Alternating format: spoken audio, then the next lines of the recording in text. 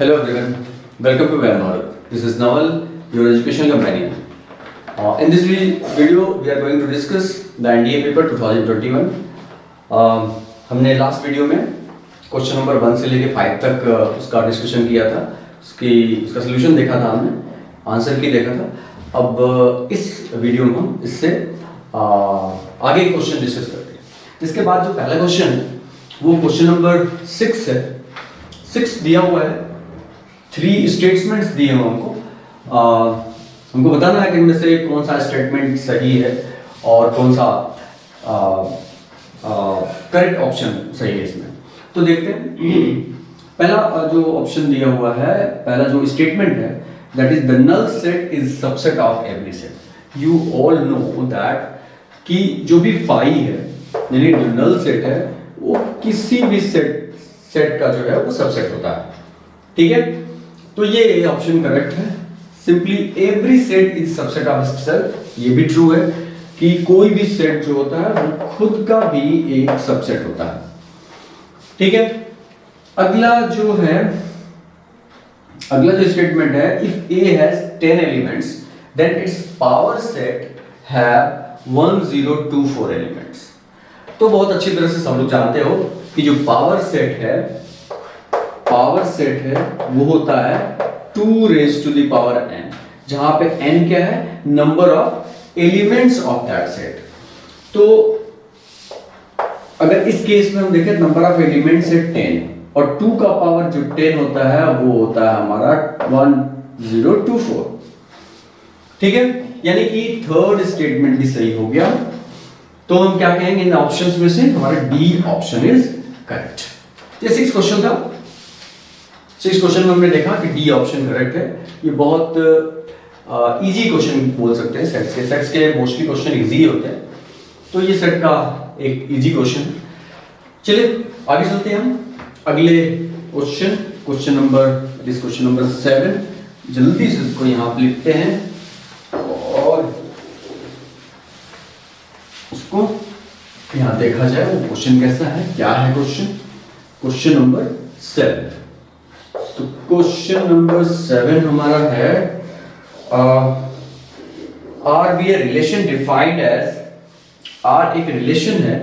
ठीक है, आर एक रिलेशन है जो इस तरह से डिफाइंड है।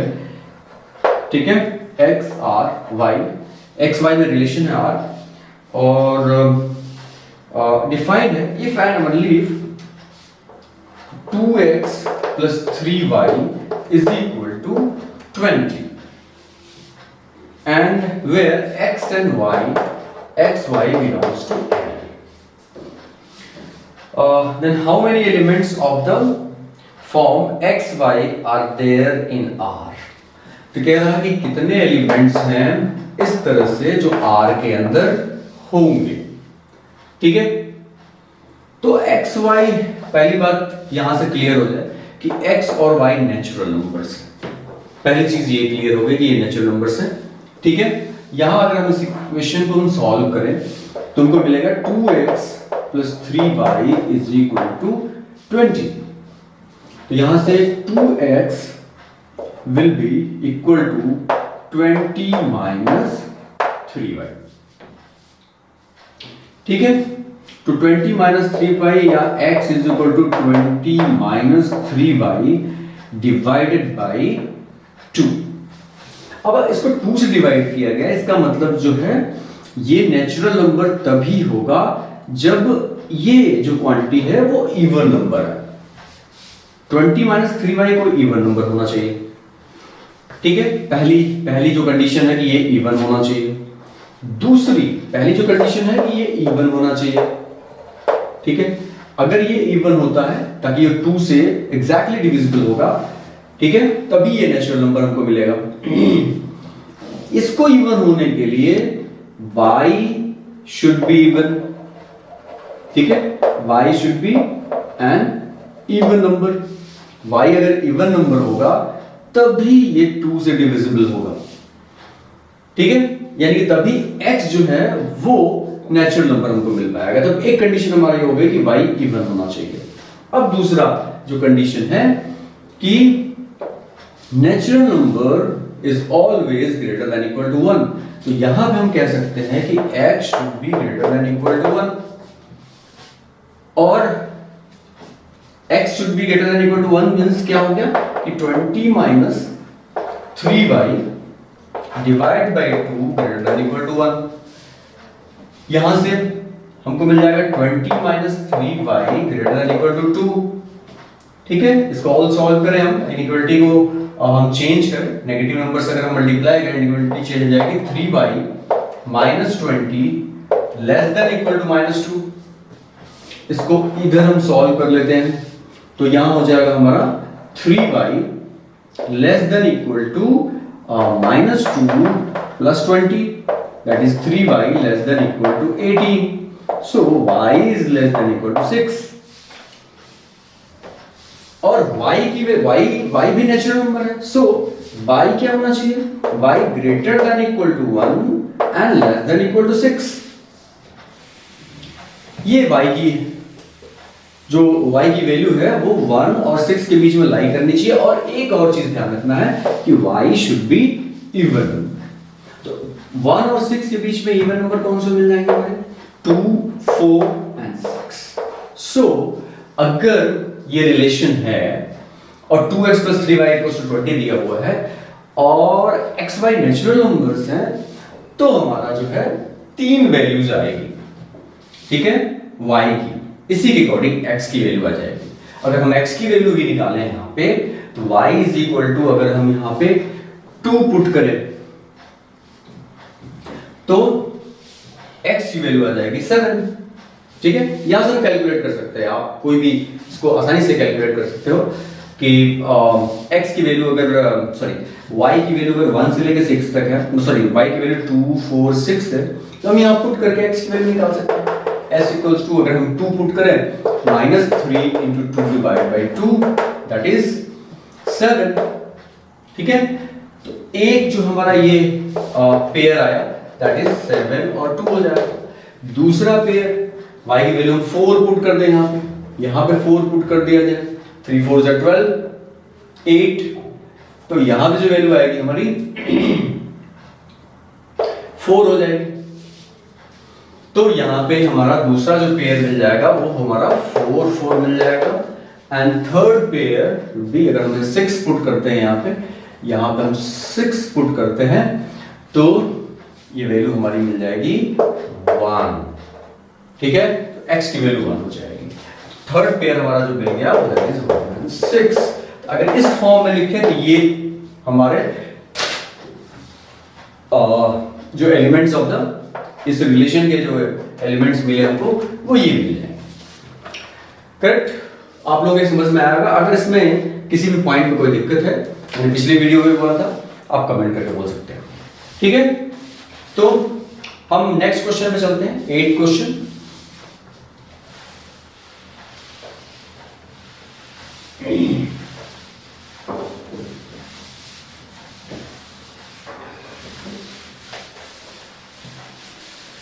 Question number 8 is, question number 8 जो है वो भी फंक्शन से है। क्वेश्चन नंबर 8 ये भी फंक्शन से है। A function such that f such that z to z, यानी डोमेन और रेंज उसका दोनों इंटीजर्स है, defined by fx is equal to x plus 1। ये पहला स्टेटमेंट है, स्टेटमेंट वाला क्वेश्चन है ये। जो फर्स्ट स्टेटमेंट इसका है वो ये गिवन है। ठीक है, is 1 1 as well onto, हमको ये कह रहा है कि ये 1 1 और एंड ऑन टू। ठीक है, सिमिलरली दूसरा स्टेटमेंट भी इसमें दिया हुआ है, f such that, बस यहाँ पे इंटीजर्स की जगह यहाँ पे नेचुरल नंबर दे दिया हुआ है। और अगेन फंक्शन वही दिया हुआ है, fx is equal to x plus 1 and again ये भी 1 1 एंड ऑन टू, ये भी 1 1 और ऑन टू। तो हमको बताना है कि दोनों स्टेटमेंट में से कौन सा स्टेटमेंट सही है। ठीक है, तो ऑप्शंस भी यहाँ पे लिख देता हूँ। यहाँ पे फर्स्ट ऑप्शन है 1 ओनली, सेकेंड ऑप्शन है 2 ओनली। ठीक है, सी थर्ड ऑप्शन है both 1 and 2, and last D option is neither 1, ठीक है, nor 2, neither 1 nor। तो चलिए देखते हैं यहाँ पे। तो यहाँ पे अगर हम यहाँ पे इसको सॉल्व करें कि fx को हम y ले लेते हैं, y is equal to x plus 1, ठीक है। तो अगर y1 is equal to y2 लिखे तो यहाँ पे क्या आएगा हमारा x1 plus 1 is equal to x2 plus 1। तो 1 1 कैंसिल हो जाएगा, x1 is equal to x2, यानी कि अगर y1 is equal to y2 है तो ये क्या कह रहा है, ये क्या दे रहा है कि अगर y1 y2 के इक्वल है तो x1 भी x2 के इक्वल हो रहा है। इसका मतलब अगर ये कंडीशन आती है तो वो फंक्शन 1 1 होता है। तो ये प्रूफ हो गया कि फंक्शन 1 1 है, यानी कि इसका फर्स्ट पार्ट प्रूफ हो गया 1 1। ऑन टू देखते हैं। ऑन टू के लिए x को y में हम कन्वर्ट कर लेते हैं, x is equal to y minus. तो अब यहां से क्लियरली दिख रहा है कि एवरी y के लिए y की कोई भी वैल्यू अगर हम कोई भी इंटीजर यहां पुट करें तो हमारा आंसर इंटीजर ही आएगा। तो हम कह सकते हैं कि for every y belongs to z there exists x belong to z। तो एवरी y के लिए x है तो फंक्शन इज ऑन टू, यानी दैट इज फर्स्ट जो स्टेटमेंट है हमारा वो करेक्ट। सिमिलरली अगर हम यहां पे आए, इसको भी यहीं से देख लेते हैं हम। सेम फंक्शन है y1 is equal to y2 x equal to 1 1 हो गया, 1 1 ये भी करेक्ट है कि ये 1 1 होगा। अब ऑन टू के लिए, अब ऑन टू अगर हम यहां पर चेक करें तो y की एवरी वैल्यू के लिए x की वैल्यू नहीं आएगी। सपोज y की वैल्यू अगर इंटीजर में हम 0 ले लें, सॉरी नेचुरल नंबर है डोमेन इसका, तो अगर नेचुरल नंबर शुरू होता हमारा 1 से, तो अगर हम y की वैल्यू 1 ले लें, ठीक है, तो x कितना आएगा 1 minus 1 that is 0। 0 does not belongs to y। So हम ये कह सकते हैं कि एवरी y के लिए वहां पे x की वैल्यू हमको नहीं मिलेगी, ठीक है, यानी कि ये फंक्शन जो है 1 1 तो है लेकिन ऑन टू नहीं है। So this is cancelled out. तो ऑप्शन इज ए 1 1, केवल A option is correct. This is question number 8। चलिए आगे बढ़ते हैं हम जल्दी से क्वेश्चन नंबर 9 की तरफ। क्वेश्चन नंबर 9 जो है वो कॉम्प्लेक्स नंबर्स है। ये हम सेट सी को डिस्कस कर रहे हैं। सेट सी अलग सेट पे ये क्वेश्चन नंबर चेंज होगा, लेकिन वो जिसका जो भी सेट हो वो उसके अकॉर्डिंग उसको देख लेगा, बट क्वेश्चंस ऑलमोस्ट सेम। तो क्वेश्चन नंबर 8 जो है वो हमारा है कॉम्प्लेक्स नंबर से।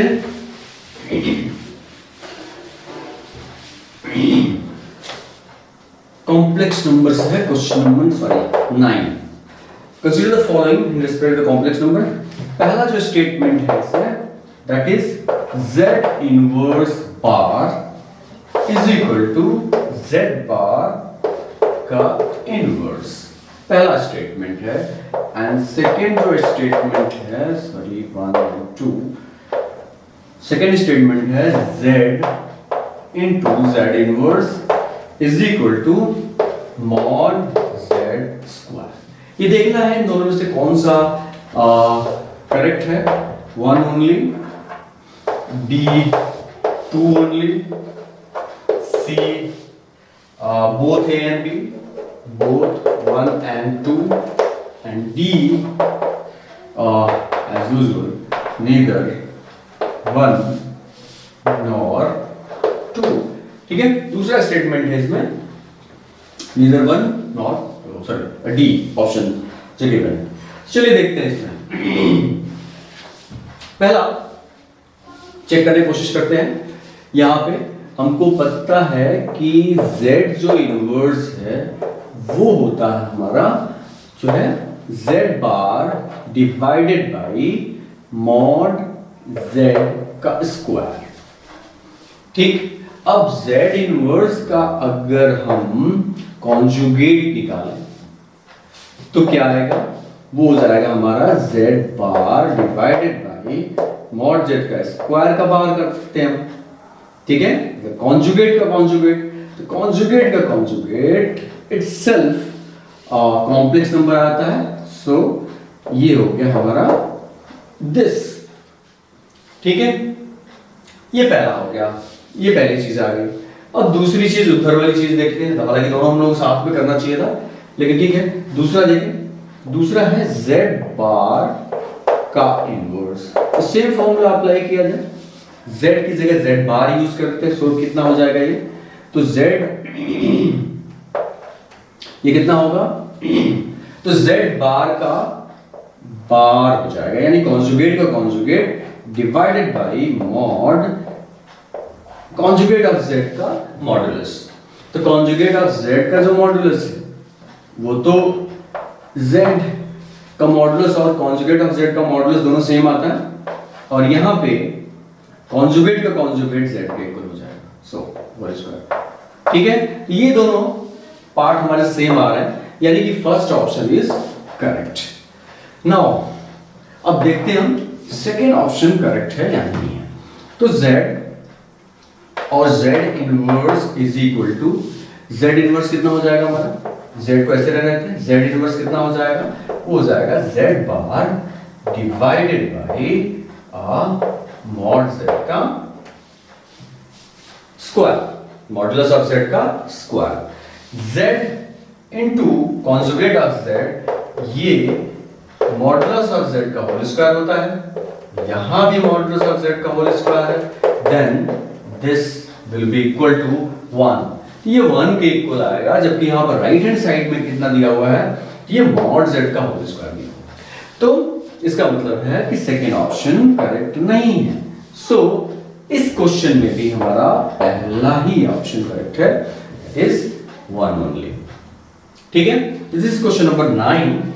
अब हम आगे बढ़ते हैं थोड़ा सा क्वेश्चन नंबर 10 की तरफ। क्वेश्चन नंबर 10 हम देखें, ठीक है। क्वेश्चन नंबर 10,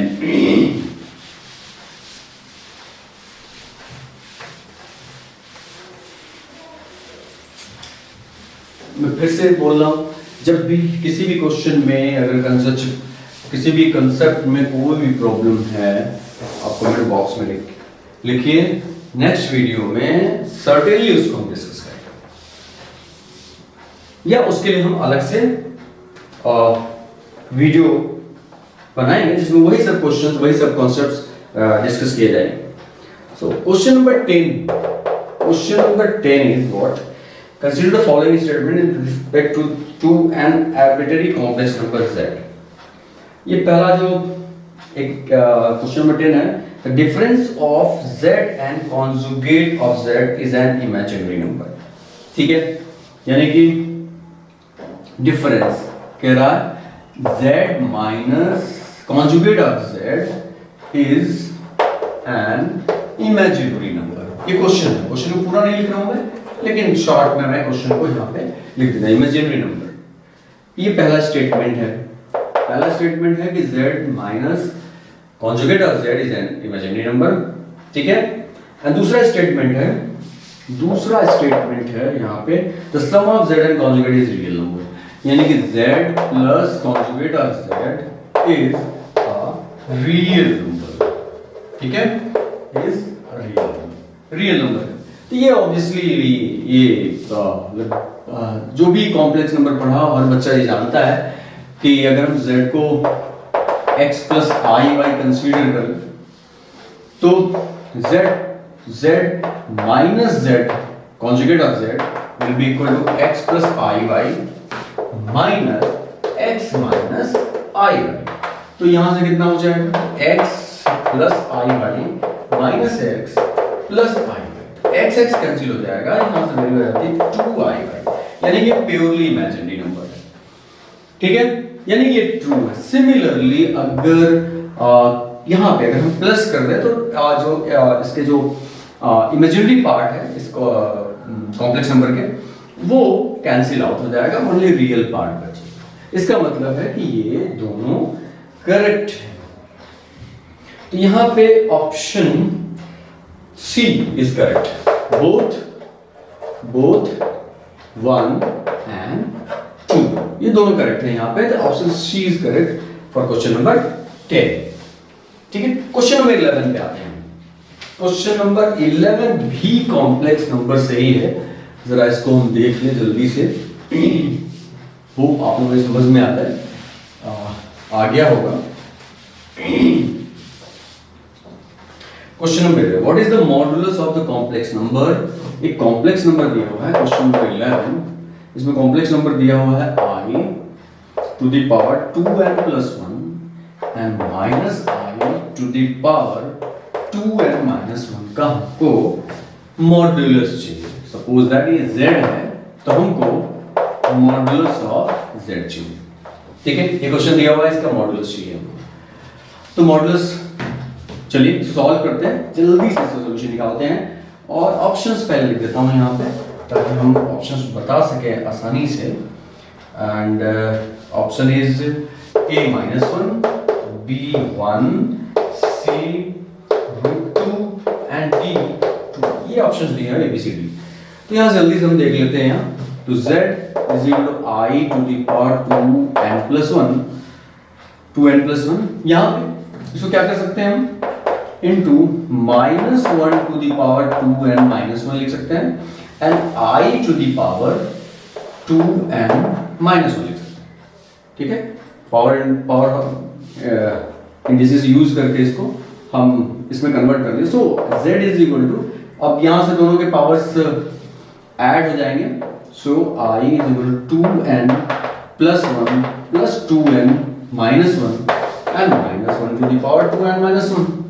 तो यहाँ पे ये कैंसिल हो जाएगा, ये हो जाएगा i to the power 4 to the power, मैंने डायरेक्ट थोड़ा सा लिख दिया, ये 4n आएगा तो हम i to the power 4 to the power n लिख दिया.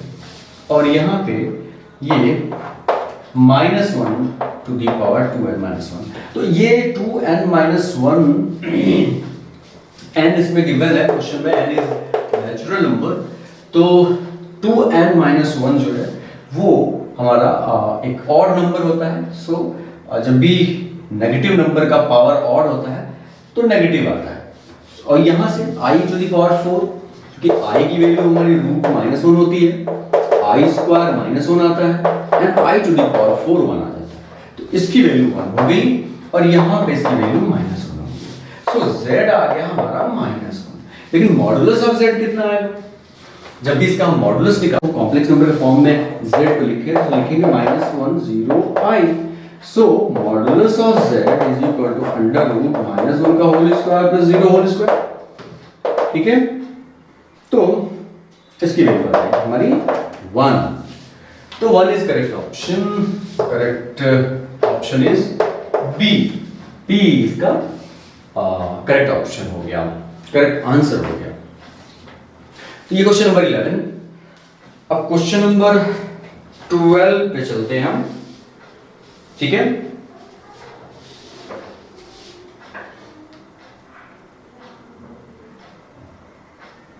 Question number 12 is question number 12.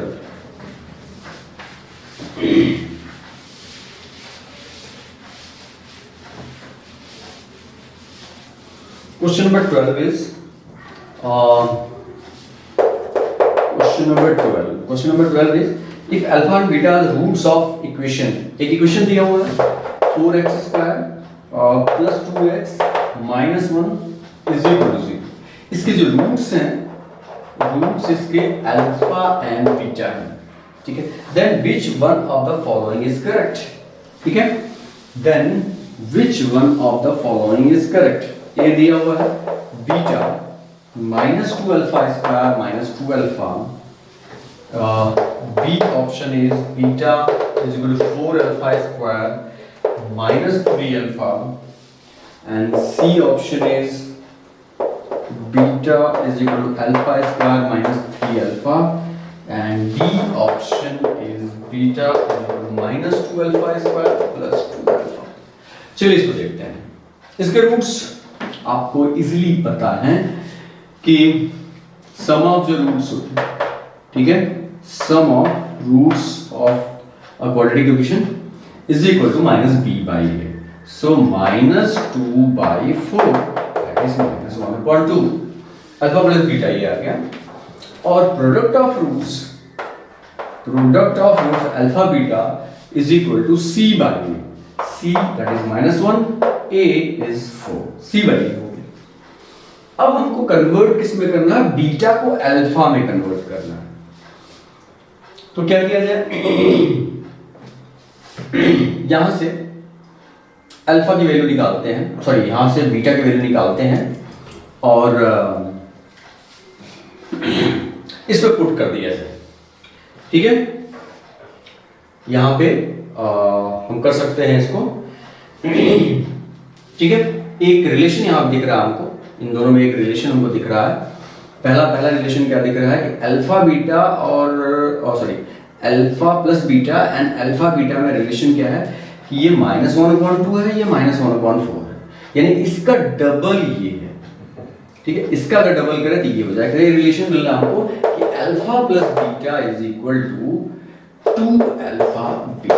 क्यों? क्योंकि अगर हम यहाँ पे 2 अल्फा बीटा करते हैं तो ये हो जाएगा 2 इंटू -1/4 दैट इज -1/2। तो 2 अल्फा बीटा भी -1/2 आ गया, अल्फा प्लस बीटा भी -1/2 आ गया। तो ये दोनों आपस में इक्वल हो गए। ठीक है, ये दोनों आपस में इक्वल हो गए। अब हम वैल्यूज पुट कर देते हैं। अब यहाँ पे जो वैल्यूज हैं उसको पुट कर दिया जाए। यहाँ से जो बीटा की वैल्यू है उसको हम क्या पुट कर सकते हैं? बीटा की वैल्यू क्या क्या आएगी यहाँ पे? अगर इसको चेंज करें हम यहाँ तो beta will be equal to -1/2 and minus alpha. देखते beta is equal to -1/2 and minus alpha. So alpha plus beta is equal to alpha into beta की जगह पुट कर दे -1/2 -1/2 माइनस अल्फा।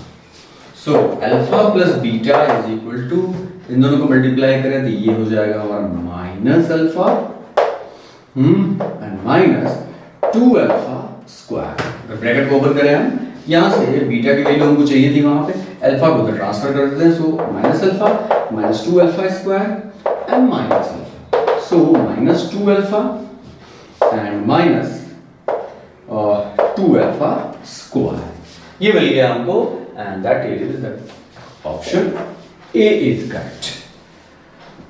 तो आज के वीडियो में इतना ही। हमने 6 से और 12 का क्वेश्चन हमने डिस्कस किया, क्योंकि शॉर्ट वीडियोस रहे इसलिए हमने छोटे छोटे क्वेश्चन हम डिस्कस कर रहे हैं। होप आप लोगों को ये समझ में आया होगा, आप अच्छे से इसको समझ गए होंगे इस डिस्कशन को। नेक्स्ट वीडियो में इससे आगे क्वेश्चन डिस्कस करेंगे। अगर इससे पहले आप लोगों को कोई दिक्कत है, किसी भी क्वेश्चन में कोई प्रॉब्लम आ रही है, कोई भी कॉन्सेप्ट समझने में, तो आप कमेंट बॉक्स में लिखिए।